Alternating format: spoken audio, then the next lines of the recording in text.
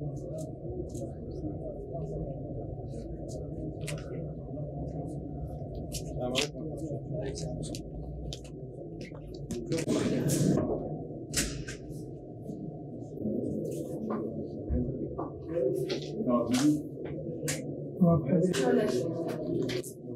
fotoğraf alabilir miyiz buraya?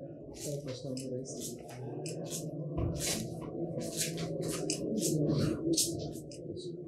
Sağ olun, çok teşekkür ederim. Allah razı olsun.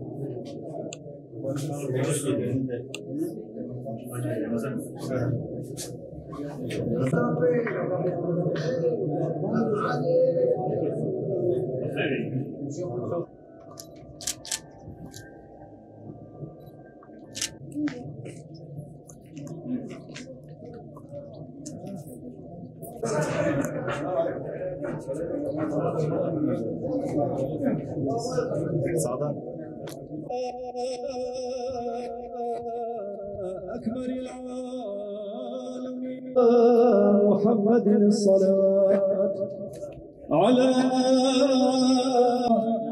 اللهم صل على المصطفى كسرنا ومن معاصيك جنبنا وعلى التقوى أمتنا وليذكر Ve nitekim Rabbimize şükürler olsun ki sizin sayenizden, sizin duanızdan ve bu 5 sene sarfı içerisinde bizler bunu başardık. Ve halkımız da gene sandık geldi ve halkımızın önüne gene sandık geldi. Sandık gelirken elbette halkımız bizleri %38'den bırakmadı. Bizleri 4 meclis üyesiyle bırakmadı. Bizlere %56.8 artı 6 meclis üyesiyle gene belediye başkanı olarak bizlere tercih ettiler. Bundan dolayı hepinize de teşekkür ederim. Değerli kardeşlerim, her siyasetçinin elbette bir görüşü vardır, bir fikri vardır.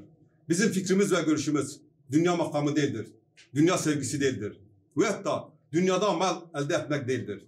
İnanınız ki bizim tek derdimiz sizlere hizmetkar olmak ve bu makamla Rabbimizin rızasını kazanmaktır. Bunun dışında başka hiçbir gayemiz olmadığı ve olmayacak da.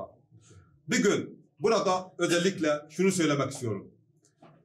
Kazanamayan arkadaşlarımıza sesleniyorum. Tüm Kayapınarlara sesleniyorum. Şu anda tüm Kayapınar kazandı. Artık bu saatten sonra fitnenin, fesadın değil, birliğin, beraberliğin, kardeşliğin ve uhvetinin konuşma zamanıdır. Çünkü Kayapınar'ın buna ihtiyacı vardır. Çünkü gençlerimiz şu anda işsizdir ve yapacağımız bir sürü hizmet var. Bizler birbirimizle uğraşmaktansa bizler gençlerimizi nasıl istihdam edebiliriz? Beldemize nasıl istihdam edebiliriz? Beldemize nasıl huzur, nasıl güven getirebiliriz? Üzerinde çalışmamız yapabiliriz.